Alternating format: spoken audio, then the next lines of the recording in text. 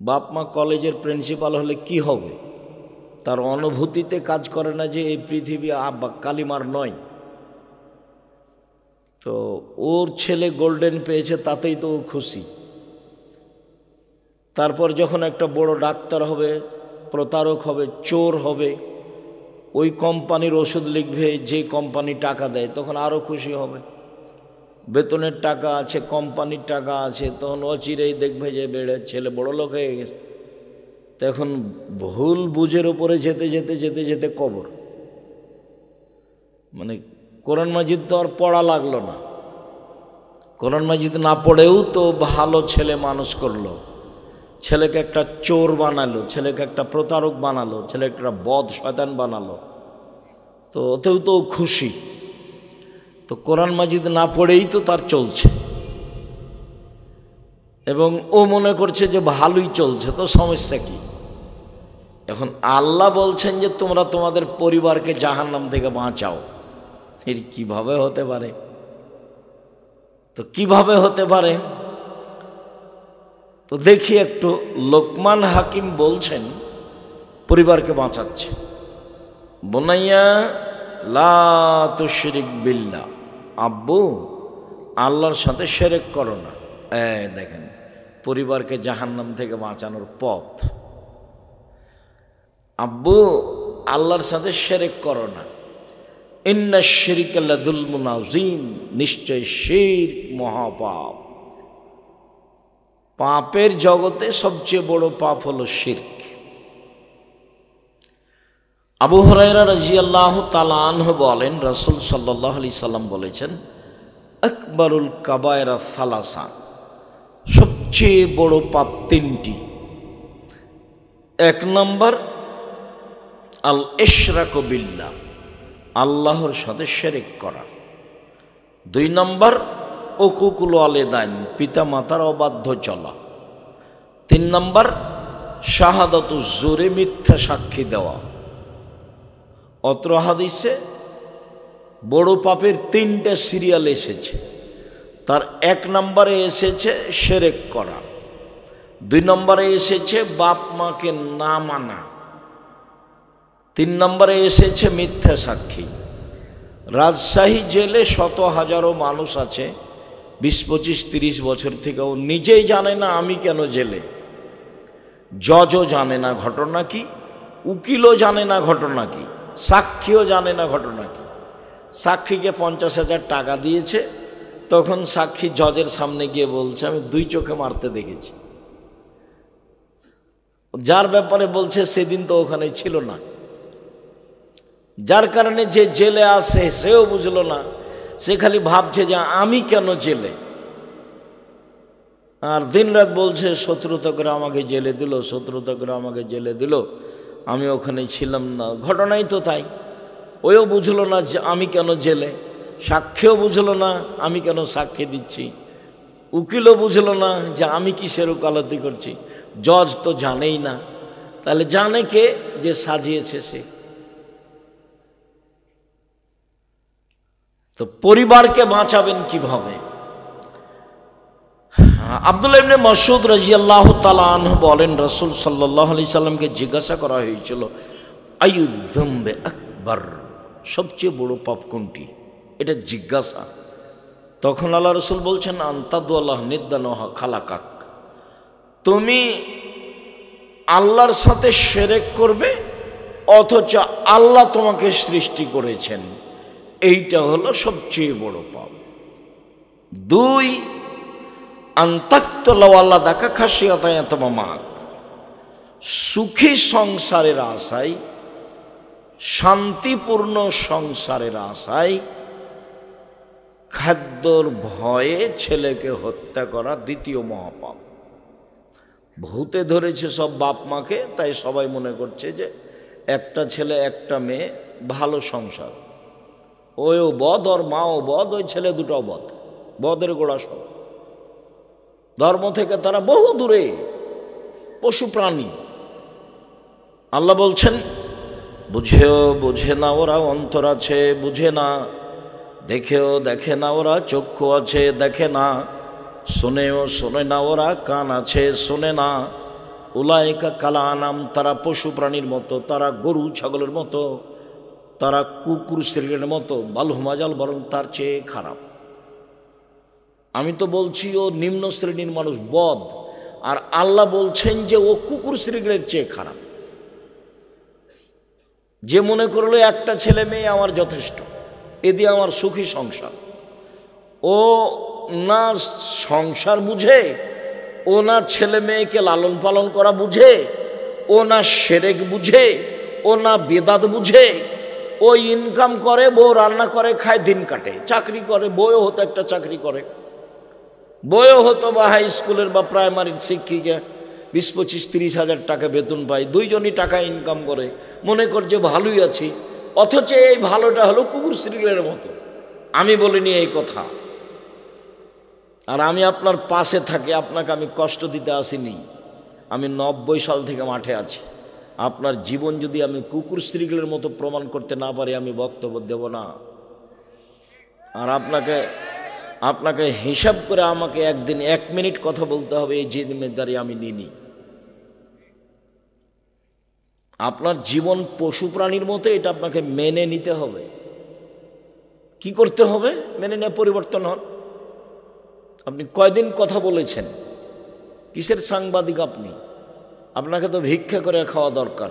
মানুষের বদনাম শুধু পেপার পত্রিকায় লিখেন, রোজ লিখবেন টাকা খরচ করে যে ঠাকুরের কবিতা শিরক, ঠাকুর দুনিয়ার বদ, ঠাকুর মুসলমানের শত্রু, ঠাকুর বাঙালিদের শত্রু, ঠাকুর জাতির শত্রু, ঠাকুর ঢাকা বিশ্ববিদ্যালয়ের শত্রু, ঠাকুর বাংলা ভাষার শত্রু, ঠাকুর লাথির যোগ্য। এ কথা বলবেন, রোজ পেপারে লিখবেন। আর বলবেন যে বেগম রোকেয়া সবচেয়ে খারাপ মহিলা। বলেন বেগম রোকেয়া সবচেয়ে খারাপ মহিলা, তাহলে বুঝবো যে আপনার কিছু বিদ্যা বুদ্ধি আছে। একটা সিগারেট দেয়, তার জন্য বলেন অমুকের চরিত্র ফুলের মতো পবিত্র। তোমাদের এই ছেলেবেলার আমি চরিত্র খুব ভালো বুঝি না? খুব ভালো বুঝি আমি তোমাদেরকে দেখলে আমাকে ঘৃণা লাগে। যখন রাস্তায় ছুটো মোটর সাইকেল নিয়ে আর এই সেই নিয়ে, তখন তুমি মনে করো না যে আমি খুব ফুর্তিতে আছি। তোমাকে দেখলে আমাকে থুথু ফেলার ইচ্ছা হয়। তার মানে তুমি নিম্ন শ্রেণীর জাতির, তুমি সবচেয়ে খারাপ জাতির জন্য তুমি বোঝা। তুমি জাতির কি করতে পারো? তুমি জাতির কি করতে পারো? তোমার বড় ডাক্তার জাতির কি করতে পারে? ব্যতিক্রম আছে এই কথা আমি বলি না যে নেই। প্রায় ডাক্তারই যদি ওই কোম্পানির ওষুধ রেখে যেই কোম্পানি তাকে টাকা দেয়, তো ডাক্তার না ও পশু। যে ইঞ্জিনিয়ার চুরি করে, ও আর বাপে বলেছে যে আমার ছেলে মেধাবী, গোল্ডেন পেয়েছে, লন্ডন থেকে পড়েছে, তো চুরি করে। একটা রাস্তা করতে দিলে যা টাকা দিয়েছে তার 3 ভাগ খেয়ে নেয়, 1 ভাগ কাজ করে। কিসের ইঞ্জিনিয়ার ও? কে বলেছে ও জাতির জন্য কল্যাণ চাই? ও ওর জন্য চায় না, ওর বাপের জন্য চায় না, ওর মায়ের জন্য চায় না, ওর ছেলে মেয়ের জন্য চায় না। ও তো একটা আস্ত চোর। ও কি করতে পারে জাতি? শিক্ষা কাকে বলে? আল্লাহ নবী বলছেন, আল্লাহুম্মা ইন্নী আউযু বিকা মিন ইলমিন লা ইয়ানফা। ওই বিদ্যা চায় না যে বিদ্যা উপকার করে না। আল্লাহ তুমি আমাকে ওই বিদ্যা থেকে বাঁচাও যে বিদ্যা উপকার করে না। আল্লাহ তুমি ওই বিদ্যা থেকে বাঁচাও আমাকে যে বিদ্যা উপকার করে না। অমিন কালবিন লা ইয়াখশা। আল্লাহ তুমি ওই অন্তর দিও না যে অন্তর তোমার ভয়ে কাঁদে না। আল্লাহ তোমার কাছে ওই অন্তর থেকে বাঁচতে চায় যে অন্তর, যে দিল, যে কলিজা তোমার ভয়ে কাঁদে না। অমিন নাফসিন লা তাসবা। ওই আত্মা চায় না যে আত্মা আলহামদুলিল্লাহ বলতে পারে না, অল্পতে তৃপ্তি পায় না, খুশি হয় না, খালি টাকা টাকা এই সে আত্মা একটুকু শান্তি তৃপ্তি লাভ করে না। ওই আত্মা থেকে বাঁচাও, ওই আত্মা আমি চাই না। অমিন দাওয়াতিন লা ইস্তাজাবা লাহু। ওই দোয়া করতে চায় না যে দোয়া কবুল হয় না। রাসূল সাল্লাল্লাহু আলাইহি ওয়াসাল্লাম দিন রাত বলতেন, বুখারী মুসলিমের হাদিস। এইভাবেই বলতেন। তো যে বিদ্যা আপনাকে কবর দিল, আপনার ছেলেকে কবর দিল, আপনার মেয়েকে কবর দিল, আপনার পরিবারকে কবর দিল, সবাইকে ধ্বংস করলো, সেই বিদ্যা নিয়ে আপনি খুশি হলেন কি করে? ছেলে আমার গোল্ডেন পেয়েছে, ছেলে আমার লন্ডনে থাকে, সিটিজেন নাগরিক হয়েছে, তো এটা আপনার কি কি উপকারে আসলো? আপনি কি দিয়ে বুঝলেন এটা ভালো? আপনার অনুভূতি নাই, যার কারণে আল্লাহ বলছেন বুঝেও বুঝে না ওরা, অন্তর আছে বুঝে না, বুঝা দরকার ছিল। দেখেও দেখে না ওরা, চক্ষু আছে দেখে না, শোনেও শোনে না ওরা, কান আছে শোনে না, শোনা দরকার ছিল। উলায়েকা কাল আনাম, তারা পশু প্রাণীর মতো, তারা গরু ছাগলের মতো, তারা কুকুর ছেলের মতো, বালহুমাজাল, বরং তার চেয়ে খারাপ। একথা আমি বলিনি, একথা আল্লাহ তাআলা বলেছেন, আমার কিছু করার নেই এখানে। লোকমান হাকিম বলেন, আব্বু শিরক করো না, শিরক মহাপাপ। রাসূল সাল্লাল্লাহু আলাইহি সাল্লাম বলছেন যে লা তুশরিক বিল্লাহ ওয়া ইন কুতিলতা হুররিকতা, জালেম জুলুম করে হত্যা করলে নিহত হয়ে যাও, শিরক করো না। জালেম জুলুম করে জ্বালিয়ে দিলে আগুনে জ্বলে যাও, শিরক করো না। জ্বলে পুড়ে মরে যাও, শিরক করো না। নিহত হয়ে যাও, মারা যাও, মরে যাও, তবু শিরক করো না। শিরক মহাপাপ। আল্লাহ তাআলা বলছেন হাদিসে কুদসি, আল্লাহ তাআলা বলছেন ইয়াবনা আদম, আদমের ছেলে মেয়ে শোনো, মা দাওয়াউতানি ওয়া রাজাউতানি, তুমি যেভাবে ডাকো আমি সেভাবে থাকি, তুমি যেভাবে বলো আমি সেভাবে শুনি। আদমের ছেলে মেয়ে শোনো, তুমি যেভাবে ডাকো আমি সেভাবে থাকি, তুমি যেভাবে বলো আমি সেভাবে শুনি, তুমি যেভাবে আশা পোষণ করো আমি পূর্ণ করে থাকি, তুমি ক্ষমা চাইলে ক্ষমা করে দিই, ওলা উবালি, পরোয়া করি না তুমি কত বড় পাপী, আমি পরোয়া করি না তুমি কত বড় পাপী, আমি পরোয়া করি না তুমি কত বড় পাপী। আদমের ছেলে মেয়ে শোনো, লাউ বালাগাত যুনুবুকা কানাস সামায়ে, তোমার পাপ বেশি হতে হতে হতে যদি আকাশে লেগে যায়, পাপ আর পাপ, সুম্মাস্তাগফিরতানি, এরপরে আমাকে বলো আমার ভুল হয়েছে, তখন আমি ক্ষমা করে দিই, আমি পরোয়া করি না তুমি কত বড় পাপী, আমি পরোয়া করি না তুমি কত বড় পাপী, তুমি যেভাবে ডাকো আমি সেভাবে থাকি, তুমি যেভাবে আশা পোষণ করো সেভাবে আমি পূর্ণ করে থাকি। এটা হলো দুনিয়া। বিচারের মাঠে আল্লাহ আমাদের সামনে আসবেন, বিচারের মাঠে আল্লাহ আবার আমাদের সামনে আসবেন। আমাদের সামনে এসে কিয়ামতের মাঠে আল্লাহ বলবেন ইয়াবনা আদম, আদমের ছেলে মেয়ে শোনো, আতাইতা বিকরাবিল যে খাতায়া, আজকে এসেছো আকাশ জমিন পরিমাণ পাপ নিয়ে, বিচারের মাঠে এসেছো, পাপ আর পাপ, তোমাদের পাপ আকাশ জমিন পূর্ণ হয়ে আছে। আমিও এসেছি ও আতাইতো বেকরাবিল মাগফিরা, যেই পরিমাণ তুমি পাপ নিয়ে এসেছো সেই পরিমাণ আমি ক্ষমা নিয়ে এসেছি।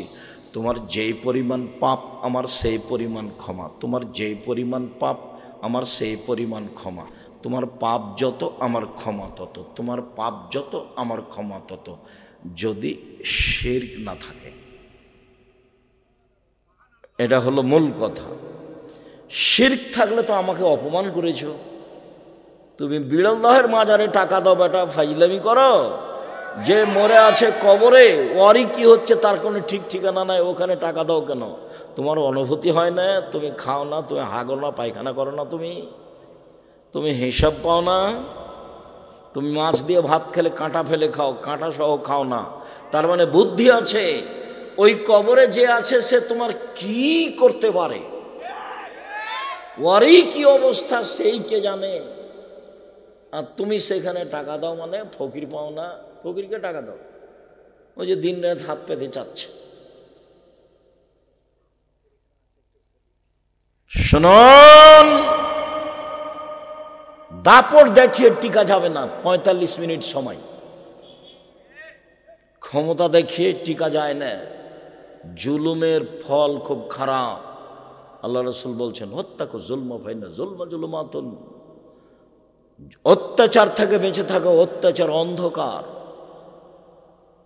মানুষের উপরে জুলুম হয় জমি দখল করলে, পিটালে, জেলে দিলে, হাজতে দিলে, আর আল্লাহর উপরে জুলুম করা হয় শিরক করলে।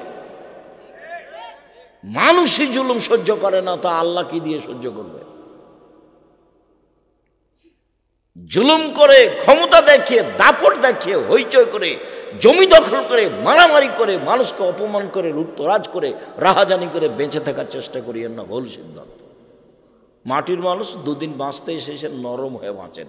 5 ওয়াক্ত সালাত, হালাল রুজি, কোরআন তেলাওয়াত, আড্ডা পিটা হারাম, জান্নাত হবে ইনশাআল্লাহ। আড্ডা পিটা কি? এই যে মোবাইলে ল্যাংটা মেয়ে দেখা ঘন্টার ঘন্টা, এটা একটা আড্ডা পিটা। আর একটা আড্ডা পেটে কি? ওই যে দোকানে বসে আছেন, ল্যাংটা মেয়ে নাচছে, মাথায় টুপি আছে, এর গল্প, ওর গল্প, চেয়ারম্যান মেম্বার কি করলো, চুরি করলো, কাকে মারলো, এগুলো বলছে। সুদ মহাপাপ, এ কথা ঠিক। সুদের যে ভাষা আল্লাহ নবী উল্লেখ করেছেন, পৃথিবীতে কোনো পাপের ভাষা এরকম নয়। সুদের ভাষা শুনলেই কেমন কেমন লাগে। আল্লাহ রসুল বলছেন যে কেউ যদি 1 টাকা সুদ খায়, 36 বার জেনা করে যত পাপ হবে, 1 টাকা সুদ খেলে তার চেয়ে বেশি পাপ। আল্লাহ রসুল বলছেন সুদের পাপের 17টি ভাগ রয়েছে, ছোট থেকে বড়, বড় থেকে ছোট। সবচেয়ে ছোট পাপ হলো মার সাথে জেনা করলে যেমন পাপ হয়, সুদ। শিরক মহাপাপ, ভাষা এমন নয়। বাপ মায়ের অবাধ্য চলা মহাপাপ, ভাষা এমন নয়। মিথ্যা সাক্ষী মহাপাপ, ভাষা এমন নয়। সন্তান হত্যা করা মহাপাপ, ভাষা এমন নয়। মানুষ হত্যা করা মহাপাপ, ভাষা এমন নয়। জোর করে জমি দখল করা মহাপাপ, ভাষা এরকম নয়। পৃথিবীতে সবচেয়ে দুঃখজনক, কষ্টদায়ক, ব্যথাকর, মানে অবাক ভাষা হলো সুদের ভাষা। কে যদি জেনে শুনে 1 টাকা সুদ খায়, 36 বার জেনা করে যত পাপ হবে, 1 টাকা সুদ খেলে তার চেয়ে বেশি পাপ হবে। বাংলাদেশের মাটিতে এমন কোনো ব্যাংকিং ব্যবস্থা নাই যেটা সুদমুক্ত, এমন কোনো ইন্স্যুরেন্স নেই যেটা সুদমুক্ত। উপার্জনের পথ 4টা। 1, দিন মজুরি, সন্ধ্যায় টাকা শেষ, জীবন শেষ, বাস। 2, চাকরি, 25 দিনে টাকা শেষ হবে, 5 দিন ধার কর্য করে চলবে, জীবনও শেষ, সবই শেষ। 3, জমি চাষ, হয় সমান সমান, না হয় লস, হয় সমান সমান, না হয় লস। 4, ব্যবসা, সেটা চকলেটের হোক, না হয় বাদামের, বাদাম বিক্রি বুঝেন আপনারা? তোমরা বাদাম বিক্রি বুঝো? সেটা বাদাম বিক্রি ব্যবসা হোক, আর না হলে ইনপোর্টে ব্যবসা হোক কোটি কোটি টাকার, সেটা যে ব্যবসায় হোক না কেন, আল্লাহ নবী বললেন সত্যবাদী বিশ্বস্ত ব্যবসায়ীরা নবীদের সাথে জান্নাতে থাকবেন। সত্যবাদী বিশ্বস্ত ব্যবসায়ীরা নবীদের সাথে জান্নাতে থাকবেন। আমি যখন বলেছি যে তোমরা বাপ বেটা ভিক্ষা করে খাও, শ্বশুরের কাছে টাকা নিও না। কেন? শ্বশুরের কাছে টাকা নিয়ে ওই টাকা দিয়ে চাউল কিনে ভাত খেয়ে ইবাদত কবুল হবে না। শ্বশুরের কাছে টাকা নিয়ে ওই টাকা দিয়ে চাউল কিনে ভাত খেয়ে ইবাদত কবুল হবে না। ভিক্ষা করা টাকা দিয়ে চাউল কিনে ভাত খেয়ে ইবাদত কবুল হবে। ভিক্ষা উপার্জনের সবচেয়ে জায়েজ অপছন্দ পথ। 1 নম্বর পথ ব্যবসা, 2 নম্বর পথ জমি চাষ, চাকরি, 3 নম্বর পথ জমি চাষ, 4 নম্বর পথ দিন মজুরি, কিষান কামলা, এ হলো উপার্জনের পথ। 5 নম্বর পথ ভালো নয়, সেটা হলো ভিক্ষা করা। ভিক্ষা করা টাকা দিয়ে চাউল কিনে ভাত খেয়ে ইবাদত কবুল হবে, কিন্তু শ্বশুরের কাছে টাকা নিয়ে ওই টাকা দিয়ে চাউল কিনে ভাত খেয়ে ইবাদত কবুল হবে না। ওটা হারাম টাকা, ওটা সন্ধ্যা হতে হতে ফেরত দিতে হবে। ফাজলামি করো বাপ বেটা, শ্বশুরের মোটর সাইকেল নিয়ে তোমার বাপও চড়ে, তুমিও চড়ো। তো তোমার বাপ তোমাকে, তোমার শ্বশুর তোমাকে খুশি হয়ে দিয়েছে, ফালতু কথা বলো। তোমার শ্বশুর মোটর সাইকেলটা ভিক্ষুককে দিতে দেখি, সব ফাজলামি করো। তোমরা বাপ বেটার মুখখান কালো হয়ে আছে, দেখো। তোমার বাপকে যদি আমি পশু প্রাণীর চেয়ে খারাপ প্রমাণ করতে না পারি, আমি বক্তব্য দেব না, এখনই সালাম দিয়ে উঠে যাব। তোমার বাপের কাছে আমি জিম্মি নই। 90 সাল থেকে আমি মাঠে আছি, এই দেশের কোনো মানুষের কাছে আমি জিম্মি নই, 1 মিনিটের জন্য নই, 1 মিনিটের জন্য নই। আজও যে তোমার কাছে এসেছি অগ্রিম পাথর নিয়ে আসিনি, এমনি এসেছি। 30 বছরে কোনোদিন মানুষের কাছে পথ খরচ চাইনি, 35 বছরে। আমি জিম্মি নই তোমার কাছে। তোমাকে প্রমাণ করতে এসেছি যে তোমার জীবন পশু প্রাণীর মতো, এই জন্য এসেছি। তোমার বাপ মাকে যদি আমি অশিক্ষিত প্রমাণ করতে না পারি, আমি জাতির সামনে বক্তব্য দেব না। লোকমান হাকিম বলছেন, আব্বু আকিমিস সালাহ, সালাত আদায় করো। নামাজ ছেলে মেয়েকে পড়তে বললে পরিবারকে জাহান্নাম থেকে বাঁচানো যাবে। শিরক থেকে ছেলে মেয়েকে রক্ষা করলে জাহান্নাম থেকে বাঁচানো যাবে। ছেলে ঘুম থেকে উঠে স্কুলে গিয়ে বলে ও কালিমা তোমার আকাশ, তাহলে আপনার ছেলে মেয়েকে আপনি জাহান্নাম থেকে বাঁচালেন কি করে? এই সুবাদে আরো বলছি, আমি এই দেশের মাটিতে উন্নত মানের প্রতিষ্ঠান গড়বই ইনশাআল্লাহ, যেখানে ছেলে মেয়ে বাংলা, ইংরেজি, আরবি উন্নত মানের শিক্ষা অর্জন করে জাতির অন্যায়ের বিরুদ্ধে লড়বে, মুখে কলমে মিডিয়ায় লড়বে ইনশাআল্লাহ। আপনার বাড়ির পাশে আছে, কেন যান না তা তো আমি বলতে পারবো না। ডাঙ্গিপাড়া 50 বিঘা জমির উপরে, 50 বিঘা জমির উপরে জামিয়া সালাফিয়ায় 5000-এর বেশি ছেলে মেয়ে পড়াশোনা করে। 300 জন শিক্ষক শিক্ষিকা আছে দেশ বিদেশের। 40 লক্ষ টাকা মাসে বেতন লাগে, 40 লক্ষ। দেখতে গেছেন কোনোদিন? দেখতে যান না কেন? নিজের ছেলে মেয়েকে বাঁচানোর চেষ্টা করেন। আপনি খুশি হয়েছেন, গোল্ডেন পেয়েছে ছেলে, আমিও খুশি, কিন্তু ছেলে যে চোর সেটার জবাব কি? বড় ডাক্তার সেদিন আসলে, কি গ্রামের নাম, ধাদাস, সেদিন আসলো ধাদাস। সেদিন তো আপনার ছেলে গাড়ি থেকে নামলো, আপনিও খুশি। পিজি হাসপাতালের চাকরি করে, 3 লাখ টাকা বেতন মাসে, গাড়ি থেকে নামলো, এসে গ্রামের মা চাচিও খুব খুশি। তো নামলো যখন, তখন দেখা গেল গলায় টাই আছে, প্যান্টটা টাকানোর নিচে আছে, দাড়ি চাঁচা আছে, হাতে সিগারেট আছে। একটু পরে বৌমা গাড়ি থেকে নামলো, গায়ে হালকা হালকা কাপড় আছে। একটু পরে নাতনি গাড়ি থেকে নামলো, গায়ে তেমন কাপড় নেই। দেখা গেল গাড়ির পিছন দিকে কুকুর আছে। তো আপনি এটা দেখ কি বুঝলেন? আপনার ছেলে মেধাবী, আমি এটা বুঝলাম। গোল্ডেন পেয়েছে, এটাও বুঝলাম। লন্ডন থেকে পড়ে এসেছে, এটাও বুঝলাম। পিজি হাসপাতালে ডাক্তারি করে, এটাও বুঝলাম। তারপরে আপনি বলেন, ও তো কোম্পানির ওষুধ লিখে, যে কোম্পানি তাকে টাকা দিয়েছে। কি করতে পারি আমি? আপনার আমি কি উপকার করতে পারি?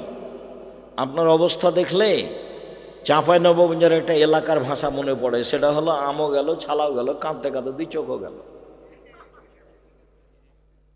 মানে সবই গেছে। আপনিও খুশি, আপনার স্ত্রীও খুশি, দুইজনেই খুশি। ছেলে চাকরি করে, 3 লাখ টাকা বেতন, মাও খুশি, বাপও খুশি। কেমন জীবন এটা? জীবনটা কেমন? লোকমান হাকিম বলছেন, আব্বু পরিবার জাহান্নাম থেকে বাঁচাতে হবে। শিরক করো না আব্বু, শিরক মহাপাপ, জাতির উপকার।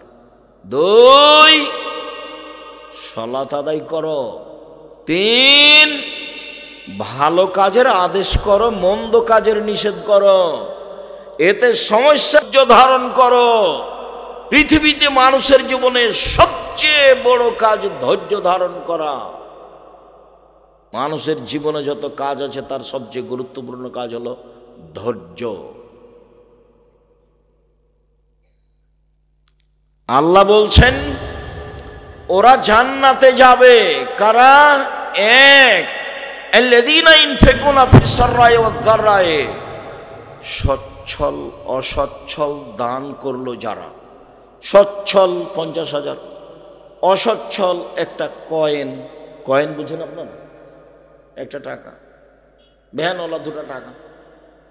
সচ্ছল অসচ্ছল দান করলো। 2 আল কাযিমিনাল গায়জ, রাগ দমন করলো, রাগ দিয়ে কাজ নেয় না, রাগ করে বউকে মারে না। আপনার ভ্যানটা আর একজনের ভ্যানের সাথে ঠেঙে গেছে, এমন বলা বললো, একবারে রাজশাহীর এলাকার ভাষায়, চাঁপাইনবাবগঞ্জের এলাকায় লুটে খেয়ে নিল। একটু পরে এরই ভ্যানটা আর একজনের সাথে লেগে গেছে, তো ওইও দিল, একই কথা, সব গরু ছাগল। আর যদি খুব দামি গাড়ি হয়, দামি গাড়ির সাথে যদি তোমার ভ্যানটা লেগে যায়, তো গাড়ি চালক থামিয়ে এবার বলছে, বেটা তুই আমাকে চিনিস? তোকে তো আমি চিনি, তুই সুইপারের মালিক। যারা পায়খানা পরিষ্কার করে, ওই ছেলেটা আবার আমেরিকায় থাকে, ওর বাপের এটা সবচেয়ে মেধাবী ছেলে, তো লন্ডনে গেছে, ভালো মেধা, সেই জন্য। তখন ওরা তো আবদুল্লাহর বক্তব্য শোনেন, সব দাসেরা, এরা গোলাম। যারা মেধাবী আর ও দেশে যে কি করছে, গোলামি করছে, দাস। তো একে তো আর বড় চাকরি দিবে না, একে দিয়েছে ওই ম্যাথরদের দায়িত্বশীল করে দিয়েছে, বেতন দিয়েছে 5 লাখ। তখন মনে করছে যে আমি যদি পিজি হাসপাতালে ডাক্তারও হই তো বেতন 3 লাখ, তো এখানেই থাকি, সুইপারের দায়িত্বশীল, তাতে কি আছে? এ দুনিয়ার কি করতে পারে, এ জাতির কি করতে পারে? এই কি মুখ খুলতে পারে? ঠাকুরের বিরুদ্ধে মুখ খুলবে কি দিয়ে? মুখ খুলাই তো জানে না, ও তো এক সন্ধ্যা কোরআন মাজিদ পড়ে না, কোরআন মাজিদ বুঝেও না, কোরআন মাজিদ পড়েও না, প্রয়োজনও মনে করে না। ওর বাপ মার এর বউ ছেলে মেয়ে সংসার পশু প্রাণীর মতো, বুঝেও বুঝে না ওরা, অন্তর আছে বুঝে না, দেখেও দেখে না ওরা, চক্ষু আছে দেখে না, শুনেও শুনে না ওরা, কান আছে শুনে না। উলাইকা কালানাম, তারা পশু প্রাণীর মতো, তারা গরু ছাগলের মতো, তারা কুকুর শ্রেণীর মতো, বালুমাজাল বরং তার চেয়ে খারাপ। এমনি বৃথা জীবন, 16 আনাই মিছে। মাঝি চাঁদ কেন বাড়ে কমে রে, এসব কি বলতে পারি? দেখি তোর জীবন 4 আনাই মিছে। মাঝি এই হয় কেন রে, এসব কি আমি জানি? দেখি তোর জীবন 8 আনাই মিছে। মাঝি এইসব হয় কেন রে, আমি কি ওসব জানি? দেখি তোর জীবন 12 আনাই মিছে। বাতাস উঠেছে, নৌকা হিলে উঠেছে। বাবু সাঁতার জানো বাবু? না রে মাঝি, না, আমি তো সাঁতার জানি না। হ্যাঁ, এখন দেখি বাবু তোমার জীবন 16 আনাই মিছে। তো এরা স্বামী স্ত্রী, একজন কলেজের শিক্ষক, একজন হাই স্কুলের শিক্ষিকা, মনে করছে দুইজনই খুশি, ভালোই আছে, টাকা ইনকাম করে। এখন শেষে আপনি মিলিয়ে দেখেন কি করে এরা। একদিন ছেলে মেয়েকে বলেও না যে সেরেক করো না, বলবে কি দিয়ে? ওইও তো গেছে ওই স্কুলে, যে স্কুলে সোনার বাংলা চলে। ও কি করবে? ওর মা কি করতে পারে? ওর মা কি বুঝে? ওর বাপ ওর মায়ের বিবাহ দিয়েছে, স্বামীর কাছে গেছে, তাই বাচ্চা হয়ে গেছে, তার নাম মা। বাচ্চা প্রসব করাতে জানে, ও বাচ্চাকে পড়াতে জানে, ও শিষ্টাচার জানে। ওর বাপ জানে না শিষ্টাচার, মা জানে না শিষ্টাচার। মুহাম্মদ সাল্লাল্লাহু আলাইহি ওয়াসাল্লাম বললেন, বাপ আর আমি, ওই বাপ আর আমি জান্নাতে একসাথে এভাবে থাকবো, একসাথে। কে? যে মেয়েকে বিদ্যা শিখিয়ে দিল, 1, 2 মেয়েকে শিষ্টাচার শিখিয়ে দিল, 3 মেয়ের সাথে ভালো আচরণ করলো, 4 মেয়ের বিবাহ শাদী দিয়ে দিল, সেই বাপ আর আমি জান্নাতে একসাথে থাকব। তো বলুক যে ওর বেটি শিষ্টাচার জানে নাকি? ওর বেটি শিষ্টাচার জানে? শিষ্টাচার কাকে বলে?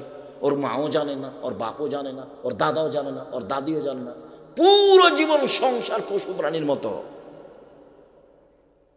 নখে নেইল পালিশ আছে, এটা আবার কোন শিষ্টাচার?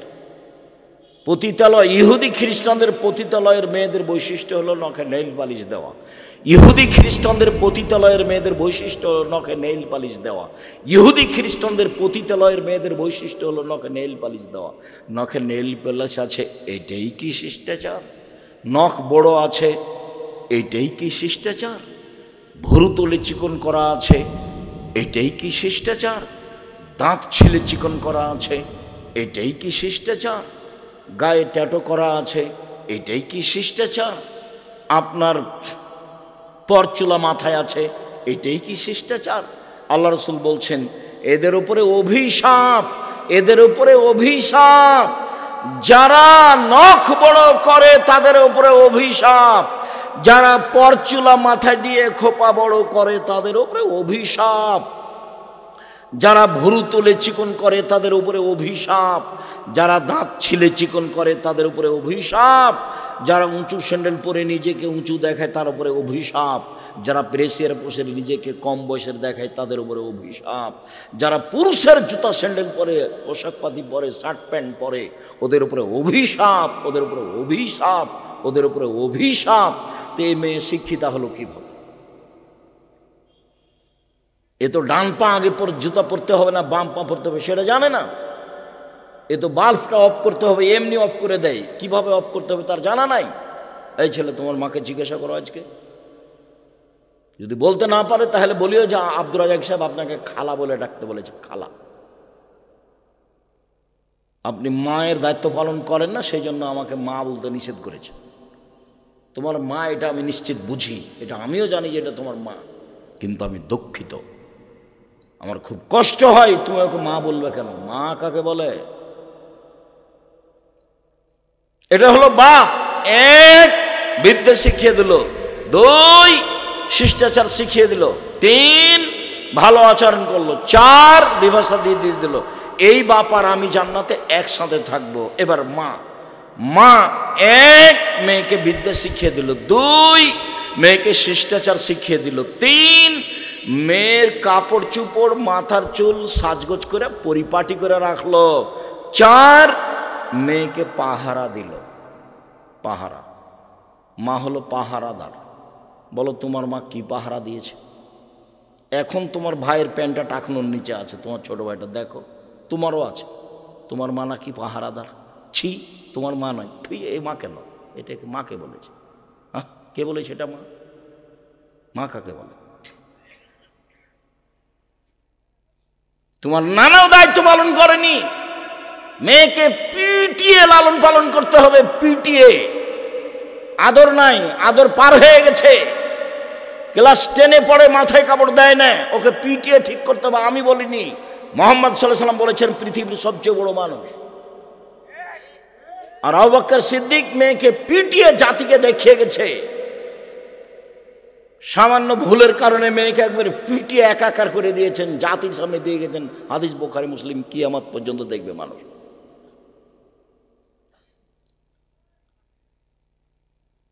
আয়েশা রাদিয়াল্লাহু তাআলা আনহা বলেন, আবু বকর আমার নিকটে আসলেন, তখন আমার স্বামী আমার উরু রানের উপরে মাথা দিয়ে ঘুমাচ্ছিলেন।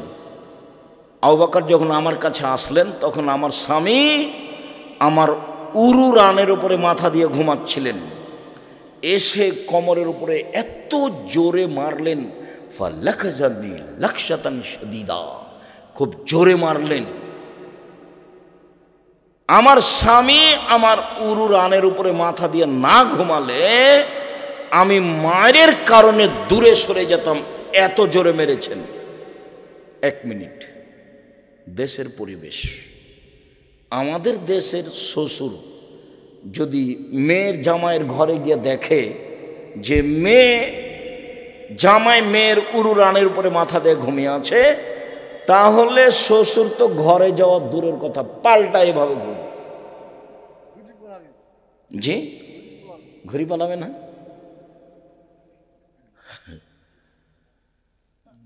মেরে দিল গিয়ে এই অবস্থায়। পৃথিবীর সবচেয়ে বড় মানুষে মারলেন, ইনি হলেন আবু বকর সিদ্দিক রাদিয়াল্লাহু তাআলা।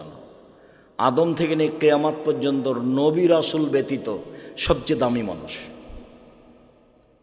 আদম থেকে নিয়ে কিয়ামত পর্যন্ত নবী রাসূল ব্যতীত সবচেয়ে দামি মানুষ। আর যাকে মারলেন ইনি হলেন আয়েশা রাদিয়াল্লাহু তাআলা। মা হাওয়া থেকে নিয়ে কিয়ামত পর্যন্ত যত মহিলা এসেছে, যত মহিলা আছে, যত মহিলা আসবে, সবার চেয়ে দামি। পৃথিবীর ইতিহাসে সবচেয়ে দামি মহিলা আয়েশা। আর যার সামনে মারলেন ইনি হলেন মুহাম্মদ সাল্লাল্লাহু আলাইহি সাল্লাম। আমি কি বলতে পারি? আদম থেকে নিয়ে কিয়ামত পর্যন্ত নবী রাসূল নির্বিশেষে সবার চেয়ে দামি ইনি হলেন মুহাম্মদ সাল্লাল্লাহু আলাইহি সাল্লাম। সবচেয়ে বড় মানুষে মারলেন, সবচেয়ে বড় মহিলাকে মারলেন, সবচেয়ে বড় মানুষের সামনে মারলেন, জামাইয়ের সামনে মারলেন, বিবাহদারী মেয়েকে মারলেন, পূর্ণ যুবতী মেয়েকে মারলেন, হাত দিয়ে মারলেন, খোলা মাঠে মারলেন, 1400 মানুষের সামনে মারলেন। পৃথিবীর ইতিহাসে দেখে গেলেন জাতিকে, মানুষ দেখুক ইতিহাস। বুখারী মুসলিমের হাদিস, সবচেয়ে বড় মানুষে মারলেন, আবু বকর সিদ্দিক রাদিয়াল্লাহু তাআলা মারলেন, সবচেয়ে বড় মহিলাকে মারলেন, আয়েশা রাদিয়াল্লাহু তাআলা আনহাকে মারলেন, সবচেয়ে বড় মানুষের সামনে মারলেন, মুহাম্মদ সাল্লাল্লাহু আলাইহি সাল্লামের সামনে মারলেন, জামাইয়ের সামনে মারলেন। মুহাম্মদ সাল্লাল্লাহু আলাইহি সাল্লাম হচ্ছেন জামাই। বিবাহদারী মেয়েকে মারলেন, পূর্ণ যুবতী মেয়েকে মারলেন, হাত দিয়ে মারলেন, খোলা মাঠে মারলেন, দিন দুপুরে মারলেন, প্রায় 1400 মানুষের সামনে মারলেন। এত বড় বাপে এত বড় বেটিকে, এত বড় মেয়েকে মেরে দিলেন। ভুল কোথায়, গলার হারটা হারিয়ে গেছে, বুঝতে পারেননি, সেই জন্য। আপনার মেয়ে এখন নখ বড় বড় আছে, এসে বসে আছে, আর একটু আগে এসে চলে গেছে, হ্যাঁ করে এসেছে চলে গেছে, আবার হ্যাঁ করে গল্প। ও তো পশু প্রাণীর মতো, ও তো ছেলে মেয়ে। কে বলেছে ভালো ছেলে মেয়ে? কে বলেছে গোল্ডেন পেয়েছে? আপনি বলেছেন, আমি বলিনি কোনোদিন। ওকে মেধাবী মেয়ে আমি বলিনি। ও তো আরেকজনের সাথে প্রেমের গল্প করে। আপনার স্ত্রী তো পাহারা দেয় না, ও তো পাহারাদার নয়। ও রান্না করতে পারে ভালো, তাই আপনি খুশি। কিভাবে খুশি আমার বুঝের বাইরে। আমর আহলাকা বিসসালাত আস্তাগফির আলাইহা। পৃথিবীর মানুষ, পরিবারকে সালাত আদায় করতে বলো, নিজেও সালাত আদায় করো। মৌরু আওলাদাকুম বিসসালাতুম আবনাউ সাবি সিনিনা। ছেলে মেয়েকে 7 বছর বয়সে সালাত আদায় করতে বলো, 10 বছর বয়সে পিটিয়ে সালাত আদায় করো, পিটিয়ে। আবার বলছেন লা তারফা আসাকা আদাবান মিন আহলিক। পরিবার থেকে লাঠি উঠিয়ে নিও না, পিটাও, পিটিয়ে ঠিক করো। নখ বড় কেন? পিটিয়ে ঠিক করতে হবে। নখে নেইল পালিশ কেন? পিটিয়ে ঠিক করতে হবে প্রয়োজনে। কপালে টিপ কেন? পিটিয়ে ঠিক করতে হবে। আরে মেয়ে মাস্টার ডিগ্রি পাস করেছে, হতে এখন পায়খানায় করতে শিখিনি, হাঁটতে শিখিনি। ও 7 ছেলের মা হয়ে গেল, তার বাপ তাকে পিটাবে, প্রমাণে বুখারী মুসলিমের হাদিস। মাস্টার ডিগ্রি পাস তো বহু দূরের কথা। মেয়ে যদি 7 ছেলের মা হয়, তবু বাপের কাছে বড় নয়। বুঝাতে পারিনি কথা? মেয়ে যদি 7 ছেলের মা হয়, তবু বাপের কাছে বড় নয়, বাপ তাকে পিটাবে। এই যে দেখেন, বিবাহদারী মেয়েকে পিটিয়ে দিলেন জামাইয়ের সামনে, এবং শক্তভাবে পিটালেন, শক্তভাবে। আল্লাহ রসুল বলছেন যে লাঠি উঠিয়ে নাও। আবার বলছেন লাঠি ঝুলিয়ে রাখো। বউ ছেলে মেয়ে দেখলে, বাবা একটু উল্টা চললে এটা হবে। আমি বলিনি এসব কথা, আমার মুখের নয়, আমি কোনো কাল্পনিক কথা বলি না। দল মাঝাব নিয়ে কথা বলার আমার প্রয়োজন নেই। আর তুমি যেভাবে চলো সেটা আমি পছন্দ করি না। তুমি যে মোটর সাইকেলে সবার পিছে পিছে দৌড়িয়ে চলে যাও, আর কি বলো, এগুলোকে আমি ঘৃণা করি। তুমি যে দোকানে বসে ঘন্টার ঘন্টা আড্ডা পিটো, এগুলো ঘৃণা করি। আমার জীবনে কোনো আমি দোকানে বসিনি, চায়ের স্টলে বসিনি এ যাবৎ কোনোদিন। বেঁচে আছি তো, মরে গেছি। তোমাকে দেখলে আমাকে খারাপ লাগে। তুমি দোকানে বসে থাকো কেন? বদনাম করো কেন?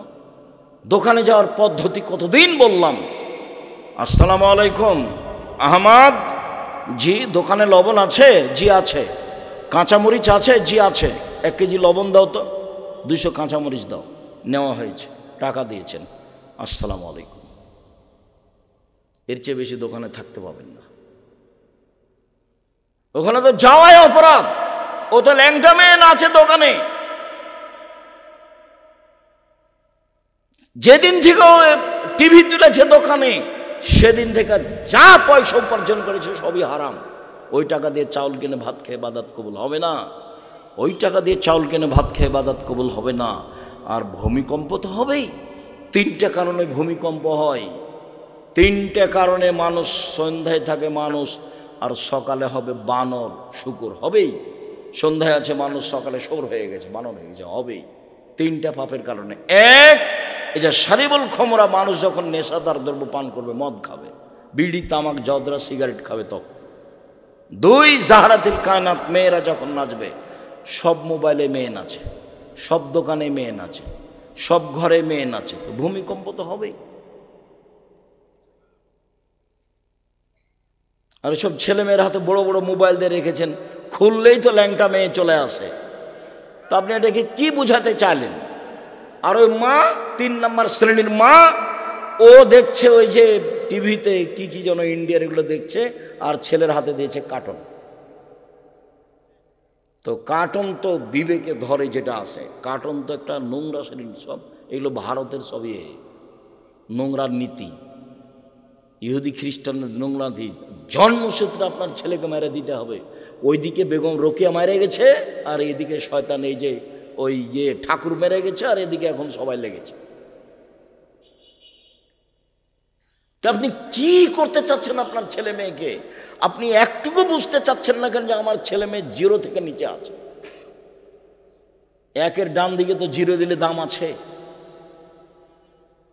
আপনি বলেন, আপনাদের এলাকার একটা লোক লন্ডনে আছে পরিবার নিয়ে, তো ফজরের সালাতের পরে আগে আগে ও বাড়িতে ঢুকছে, আমি তার পিছনে পিছনে আছি, আমাকে সকালে নাস্তা করাবে সেই জন্য। তো এখন ছেলে বের হয়ে এসে বাপকে বলছে গুড মর্নিং। তো ছেলেও বলল, বাপও বলল গুড মর্নিং। আমি এখন কি বলতে পারি? আমি এখন খেতে বসে বলছি কি আর বলি, আসলে লন্ডনে এসেছিলাম টাকা ইনকাম করার জন্য, আদর্শ বিক্রি করতে আসিনি। ছেলে যদি বলতো আসসালামু আলাইকুম, আপনি জলদি বলতেন ওয়ালাইকুম আসসালাম, তাহলে একটা হতো। এই ছেলে তোমাকে বলছি, 15-20 কোটি গুড মর্নিং এক পাল্লায় দাও, আর আসসালামু আলাইকুম এক পাল্লায় দাও, দিয়ে উঠাও তো দেখি। মানে মানুষের জীবন পশু প্রাণীর মতো, তাকে বলছি তুমি খালি বুঝো না, যেদিকে যাও। এই যে বিমানে উঠো সবসময় বলছে থ্যাংক ইউ, কেউ বলে না জাযাকাল্লাহ। এই যে তুমি যেখানে বসছে, যাকে চা খেতে দিয়েছো বাম হাতে চা খাচ্ছে, বলো কুকুর সিরিয়াল দাও, ও শয়তান, ও ইবলিস। আমি বলিনি এ কথা, ও শয়তান হলো ইবলিস। আল্লাহ নবী বলছেন এ শয়তান বাম হাতে খায়, ইবলিস বাম হাতে খায়। ধর্ম একজনের কথা দিয়ে চলে, যার নাম মুহাম্মদ সাল্লাল্লাহু আলাইহি সাল্লাম। 1 গ্লাস পানি পান করলে 5টা বিধান লাগে, তার নাম ইসলাম। ইসলাম মানে মেনে নেওয়া, মুসলিম মানে মেনে নিয়েছি। ইসলাম মানে মেনে নেওয়া, মুসলিম মানে মেনে নিয়েছি। তিতা লাগলেও মানতে হবে, মিঠা লাগলেও মানতে হবে।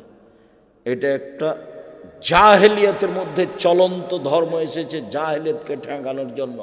সবটাই নতুন, কোনোটা সমাজের সাথে মিল খাবে না। সমাজ একরকম, এটা এরকম। সমাজ ছিল গুড মর্নিং, ও এসে ওকে ধাক্কা দিয়ে বলেছে আসসালামু আলাইকুম। সমাজ ছিল থ্যাংক ইউ, বলছে না জাযাকাল্লাহ খায়।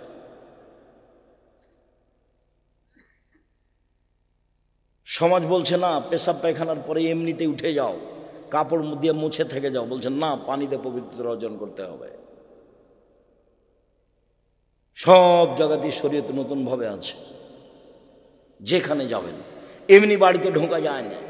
বাড়িতে এমনি ঢুকে গেলেন, তখন জীবিকা হলো কুকুর সিরিয়ালের মতো, আসসালামু আলাইকুম। এবার বলছেন যে আল্লাহ বলছে আমি দেখবো এবার তোমাকে কি করা লাগে সেটা আমি দেখবো, জিম্মেদার আল্লাহ। শুনুন সম্মানিত দিনী ভাই বোন, আদর্শ পরিবার, এশার সালাতের পরে কথা বলা নিষেধ। একরাহুল কালাম বাদাল এশায়ে, একরাহুল নাওম কাবলাল এশায়ে। এশার সালাতের পরে কথা বলা নিষেধ। দোকানপাট তো বহু দূরের কথা, নিতান্তই পড়াশোনা ছাড়া একবারে বাড়িতে 44 ধারা জারি থাকবে। প্রেসিডেন্ট আইয়ুবের 44 ধারা জারি আছে বাড়িতে। এশার সালাতের পরে কোনো কথা নেই।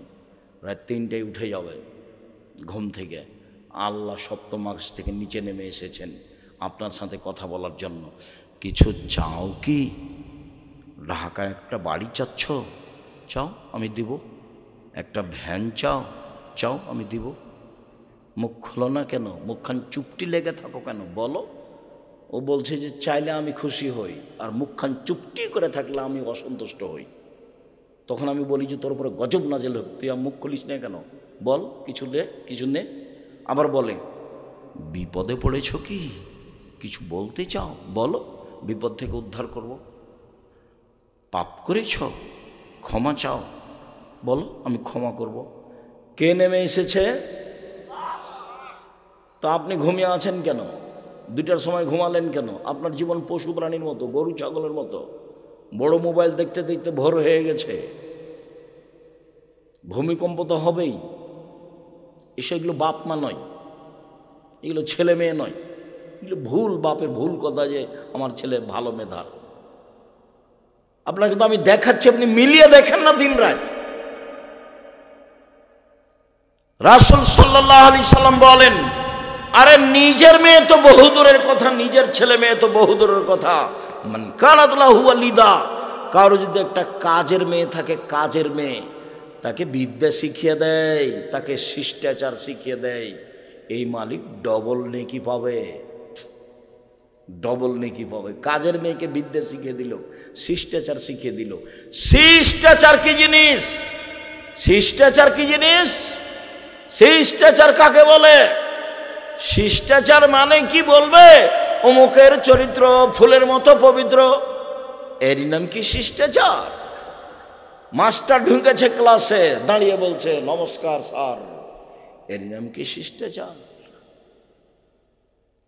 নেতা 10টা টাকা দিবে সেজন্য পায়ে সালাম দিচ্ছে, এরই নাম কি শিষ্টাচার? শিষ্টাচার কি জিনিস? তোমার মা শিষ্টাচার বুঝে? তোমার মা দরজাটা বন্ধ করতে জানে? জানে না। তোমার মা ভাতের পাতিল থেকে ভাত বের করতে জানে? জানে না।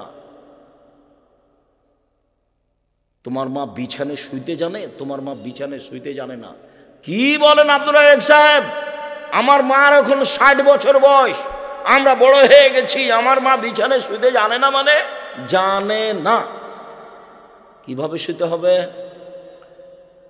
এশার সালাতের পরে অজু করে ডান কাতে হাতটা গালের নিচে রেখে শুয়ে বলতে হবে, আল্লাহুম্মা আসলামতু নাফসি ইলাইকা ওয়াজ্জাহাতু ওয়াজহি ইলাইকা ওয়া ফাওয়াজতু আমরি ইলাইকা আলজাতু জাহরি ইলাইকা রাগবাতান ইলাইকা লা মালজা ওয়া লা মানজা মিনকা ইল্লা ইলাইকা আমানতু বিকিতাবিকা আল্লাযী আনসালতা ওয়া নাবিয়্যিকা আল্লাযী আরসালতা। তোমার মা এখন স্বপ্ন দেখেছে, কিছুক্ষণ পরে খারাপ লাগছে স্বপ্ন, শার্ট পরিবর্তন করতে হবে, বাম দিকে থুথু ফেলতে হবে, মুখে নাউজুবিল্লাহ বলতে হবে, উঠে 2 রাকাত সালাত আদায় করতে হবে, যে তার নাম খারাপ স্বপ্ন। এবার রাত 3টে হয়ে গেছে, তোমার মা উঠবে, উঠে আকাশের দিকে মুখ করে লিখবে। যদি আয়াত না জানা থাকে তাহলে আকাশের দিকে মুখ করে বলবে, লা ইলাহা ইল্লাল্লাহু ওয়াহদাহু লা শারীকা লাহু লাহুল মুলকু ওয়া লাহুল হামদু ওয়া হুয়া আলা কুল্লি শাইইন কাদির ওয়া সুবহানাল্লাহি ওয়া আলহামদুলিল্লাহি ওয়া লা ইলাহা ইল্লাল্লাহু আকবার ওয়া লা হাওলা ওয়া লা কুওয়াতা ইল্লা বিল্লাহ। এবার তোমার মা ওযু করে 2 রাকাত সালাত আদায় করবে, তাহাজ্জুদ না পড়লেও। তখন পৃথিবীতে যারা আল্লাহকে ডাকে ওদের একটা তালিকা আছে, তোমার মায়ের নামটা ওই তালিকা লিখে দাও। তোমার মা আগে ফজরের সালাত আদায় করে নেবে, তোমাদেরকে ডাকবে। তুমি তো রাত 3টায় ঘুমিয়েছো, সকাল 9টায় উঠো, তখনও তুমি মা আর তুমি ছেলে আর ও মা। ছি, কে বলেছে ওটা মা আর কে বলেছে তুমি ছেলে? এক ছেলে, এটা পশু প্রাণীর মতো জীবন। কে বলেছে এটা জীবন? দেখো, কথা শেষ করলাম আজকের মতো।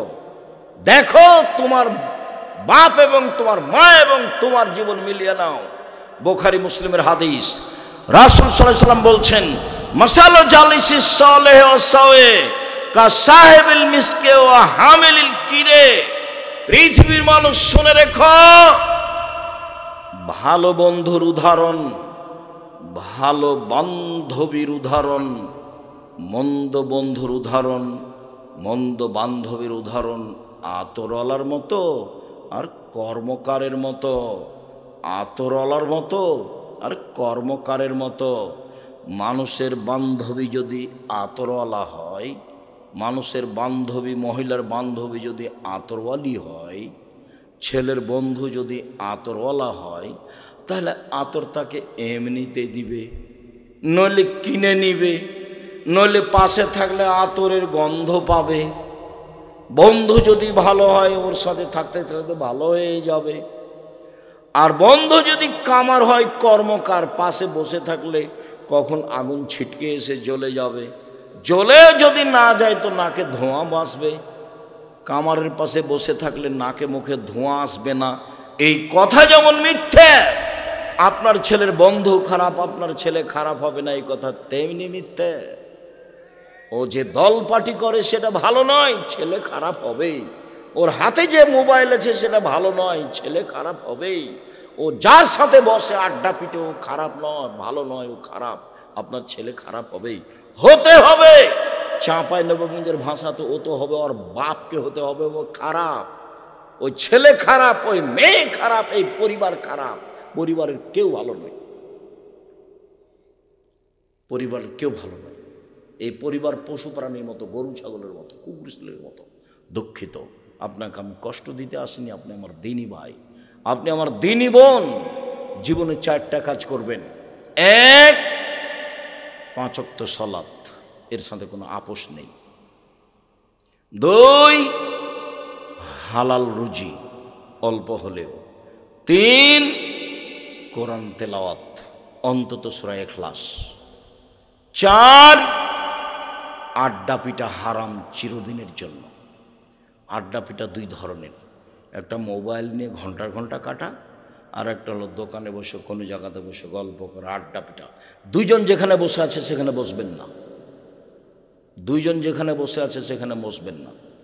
আমার মা যখন আমাকে বাড়ি থেকে বিদায় করতো তখন বলতো, 1, প্রাইভেট পড়ায়ও না, 2, কারোর সাথে বন্ধু তালিক করো না, 3, দোকানে বসিও না, 4, মানুষের বাড়ি দাওয়াত খায়ও না। এভাবে আমার মা বলতেন। 1, দোকানে বসিও না, 2, বন্ধু তালিক করো না, 3, প্রাইভেট পড়ায়ও না, 4, মানুষের বাড়ি দাওয়াত খায়ও না। এই 4টা কথা বলতেন আমার মা বাড়ি থেকে বের করার সময়।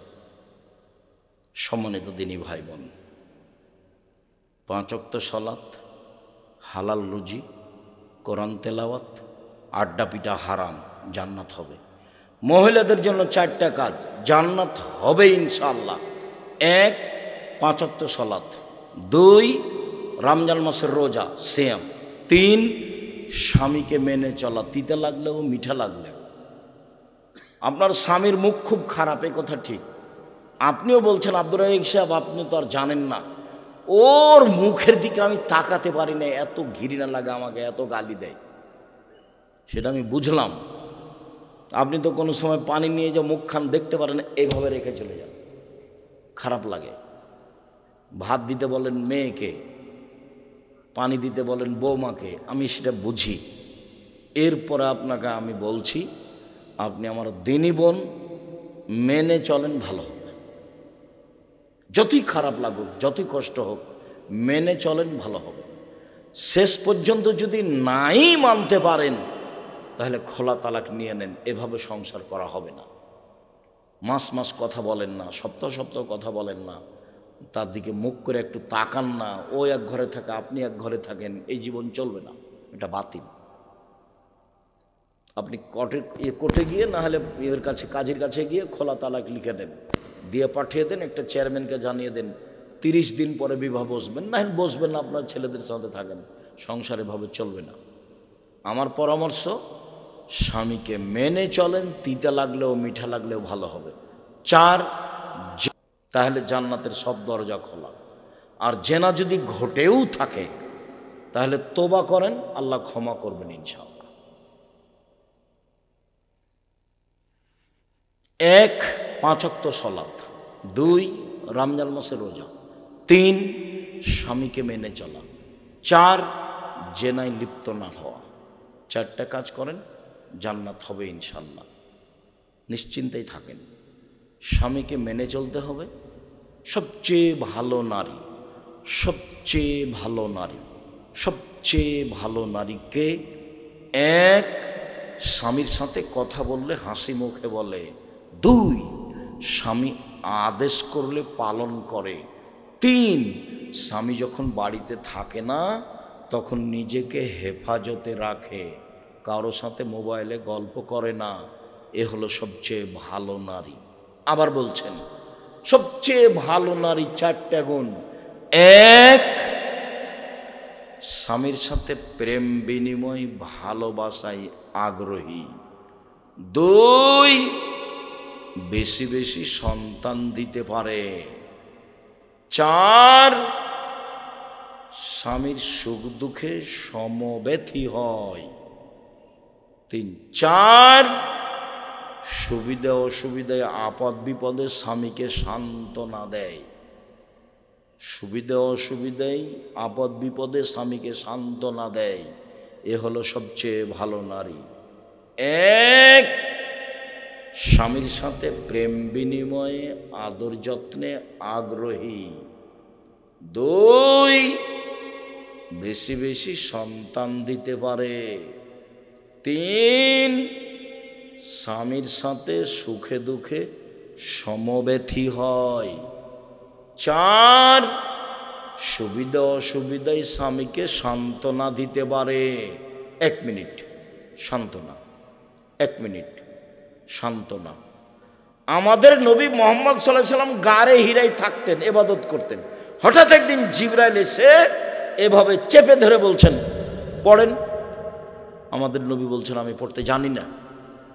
পড়েন। আমাদের নবী মুহাম্মদ সাল্লাল্লাহু আলাইহি সাল্লাম বললেন, আমি পড়তে জানি না। জিবরাইল বললেন, পড়েন। আমাদের নবী মুহাম্মদ সাল্লাল্লাহু আলাইহি সাল্লাম বললেন, আমি পড়তে জানি না। তখন জিবরাইল বলছেন, ইকরা বিসমি রাব্বিকাল্লাযী খালাক, খালাকাল ইনসানা মিন আলাক। ওই আল্লাহর নামে পড়েন যে আল্লাহ আপনাকে সৃষ্টি করেছেন, জমাট বাঁধা রক্তপিণ্ড শুক্রকীট হতে সৃষ্টি করেছেন। তারপরে এইবার এই অবস্থা দেখে বাড়িতে এসে বলছেন, খাদিজা, খাদিজা, খাসি তলা নামছে, আমি মনে হয় মরে যায় নাকি। আমার যে কি হয় খাদিজা, আমি মনে হয় মরে যাব, আমাকে কম্বল দিয়ে জড়িয়ে ধরো, জড়িয়ে ধরো, আমার যে কি হয়। এবার সান্ত্বনা। খাদিজা রাদিয়াল্লাহু আনহা বলছেন, কাল্লা, কখনো নহে, অসম্ভব, এটা হতে পারে না, অসম্ভব। বলেন কি আপনি? আল্লাহে, আল্লাহর কসম, আমি খাদিজা বলছি, আল্লাহ, আল্লাহর কসম, লাইজুকাল্লাহ, আল্লাহ আপনাকে অপমান করবেন না। কেন? আপনি অসহায় মানুষের সহযোগিতা করেন। 2, দুস্থ গরিব মানুষের দেখাশোনা করেন। 3, আত্মীয়র সম্পর্ক বজায় রাখেন। 4, মেহমানকে খেতে দেন। কোনো সমস্যা হবে না, চিন্তা করবেন না। এরপরে একটু চলেন তো, আমার চাচার কাছ থেকে আপনাকে ঘুরিয়ে নিয়ে আসি।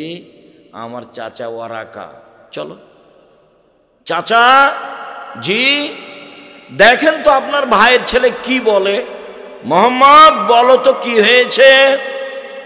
আমি না গারে হিরায় বসেছিলাম, হঠাৎ কে যেন আসলো, আমাকে চেপে ধরে বলছে, পড়েন। আমি বললাম, পড়তে জানি না। আবার চেপে ধরে বললো, পড়েন। আমি বললাম, পড়তে জানি না। আবার চেপে ধরে বলুন, পড়েন। আমি বললাম, পড়তে জানি না। তখন আমাকে বলছে, ইকরা বিসমি রাব্বিকাল্লাযী খালাক, খালাকাল ইনসানা মিন আলাক।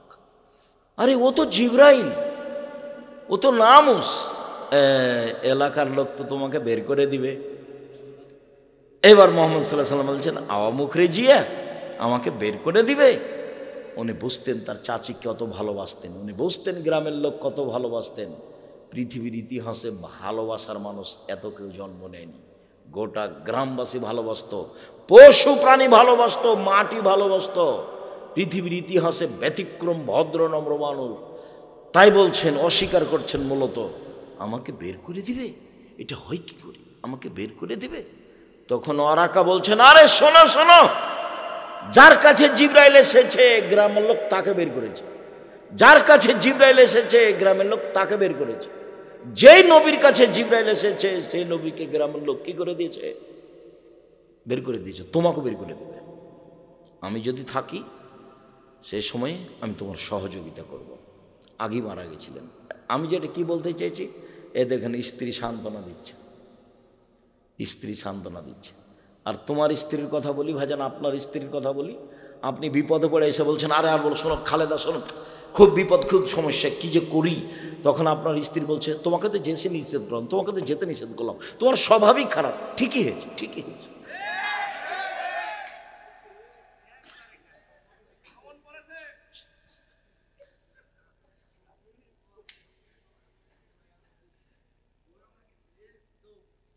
আল্লাহ তুমি সহজ করো। নিজের জীবনটা ভালো করার চেষ্টা করে যতক্ষণ পর্যন্ত দেহে শ্বাস আছে। কেউ আপনার সুবিধায় আসবে না। বিচারের মাঠ বড় কঠিন। কবর যত কঠিন, কিয়ামত তার চেয়ে অনেক বেশি কঠিন।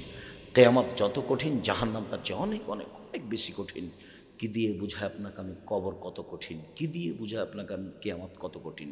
কি দিয়ে বুঝায় আপনাকে আমি জাহান্নাম কত কঠিন? আপনি সতর্ক হন, সাবধান হন, ছেলে মেয়ের উপরে কঠোর হন, পরিবারটা সুন্দর করার চেষ্টা করেন, মানুষ হিসেবে যতদূর সম্ভব ততদূর চেষ্টা করেন। অত খুশি হয়ে না আমার মেয়ে গোল্ডেন পেয়েছে, আমার ছেলে গোল্ডেন পেয়েছে। ভালো, আপনার ছেলে মেধাবী, ভালো। ও জাতির জন্য ওকে মানুষ করেন, জাতির জন্য। জাতির ক্ষতির জন্য মানুষ করিয়েন না।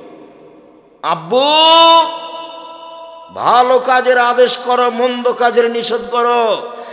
এই কাজের সমস্যা নেমে আসবে, আব্বু ধৈর্য ধারণ করো। কে বলছেন এগুলো বলেন তো? লোকমান হাকিম বলছে। এক, আব্বু শিরক করো না। দুই, আব্বু সালাত আদায় করো।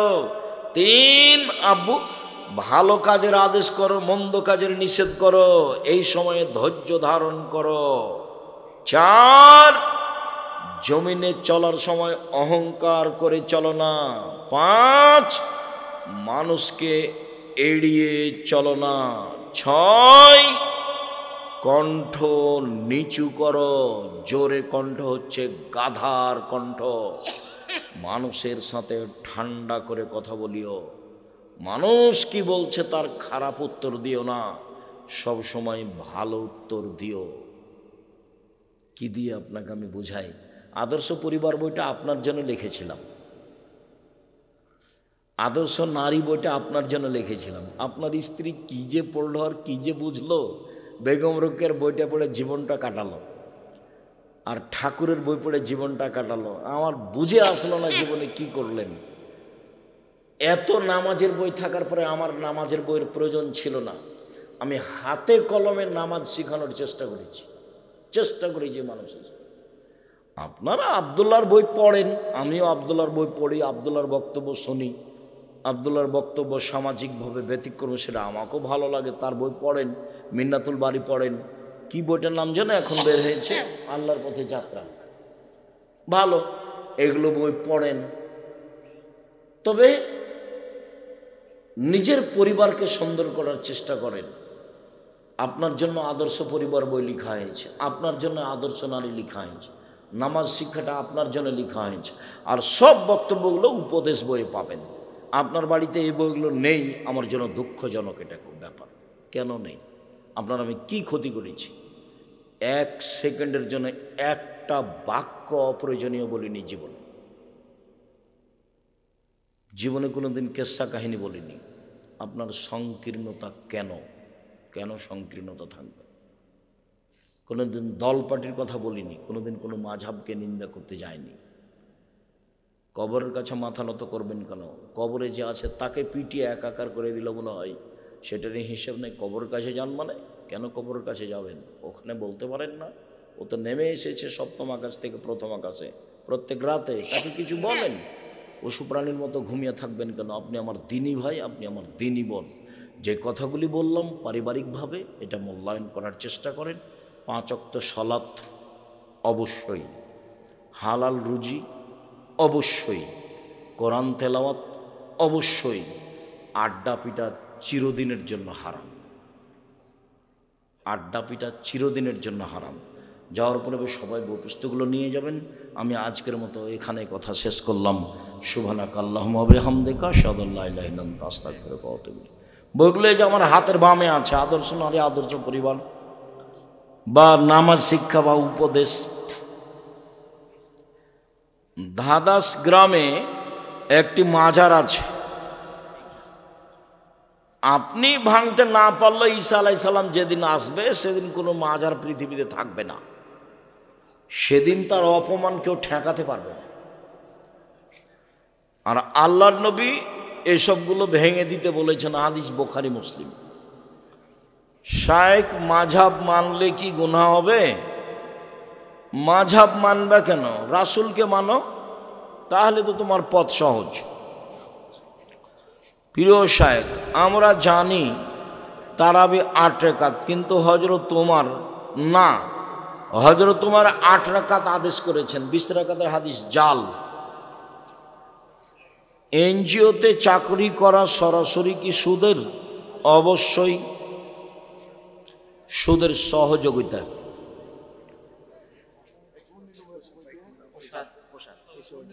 জি, পেশাব পায়খানা থেকে এসে ওযু না করে কোরআন পড়া যাবে? যাবে। আমাদের গ্রামে জাল হানাফি শিরক বেদাতি প্রবেশ করেছে। চেষ্টা করো তাদেরকে হেদায়েত করার, শিরক বেদাত থেকে মুক্ত করার চেষ্টা করো। বলতে থাকো মানুষকে, আগে প্রেম করতাম। ইসলামে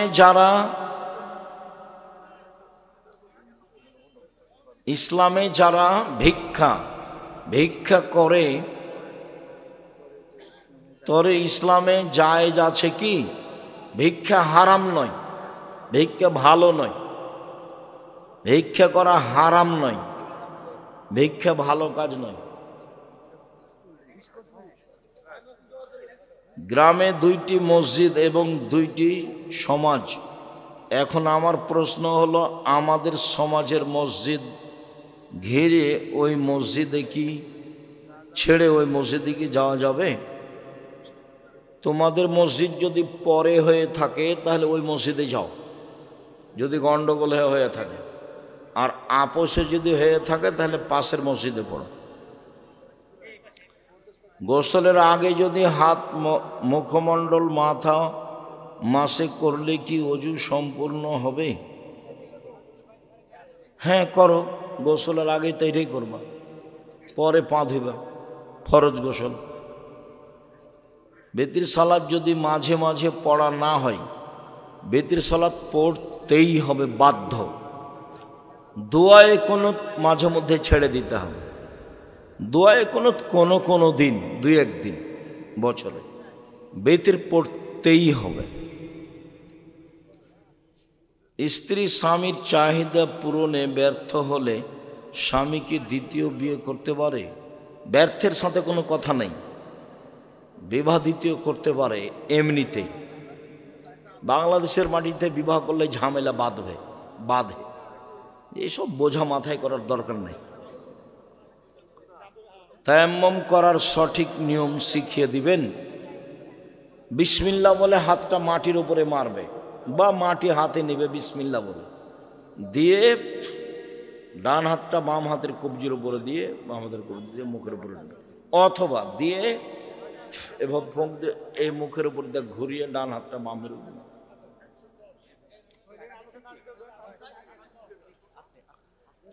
একজনের 2টা সন্তান, এক সন্তানকে জমি এবং টাকা পয়সা সব দিয়ে দিয়েছে। যেই সন্তানকে কোনো কিছু দেয়নি, বাবা মৃত্যুর আগে এসে বলছে আমাকে মাফ করে দাও, না এগুলো মাফ হবে না, ও জাহান্নামে চলে গেছে। ওই হক নষ্ট আবার ফের মাফ কিসের? ওর ছেলে ওই যদি ওর ভাইকে মাফ করে দেয় তাহলে।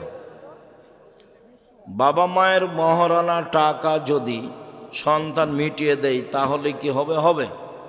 তোমার মায়ের মোহর যেটা দিতে বাকি আছে, তোমার মাকে তোমার আব্বার পক্ষ থেকে টাকা দিয়ে দাও। ফরজ সালাতে শেষ বৈঠকে সকলে দোয়া পড়া যাবে কি? সকল দোয়া পড়া যাবে কি? হ্যাঁ যাবে। শেষ বৈঠকে যা দোয়া মুখস্থ আছে কোরআন হাদিসের সবই পড়েন, পারেন না। মাহফিলে দোকান দেওয়া জায়েজ কি? এগুলো থেকে বেঁচে থাকতে হবে, এটা মেলা হয়ে গেছে, ব্যবসা খুব অপছন্দ। আমি জামিয়া সালাফিয়ার সম্মেলন নিয়ে খুব ভাবছি কি করা যায়, এগুলো খুব খারাপ অবস্থা। মসজিদের ভিতর মিথ্যা বলে ফেলেছি, এখন করণীয় কি? মসজিদের ভিতরেও মিথ্যা মহাপাপ, বাহিরেও মিথ্যা মহাপাপ। এক মসজিদে মূল জামাত হয়ে গেলে দ্বিতীয় জামাত কি করা যাবে? হাজারো বার যাবে, সারাদিন চলুক জামাত।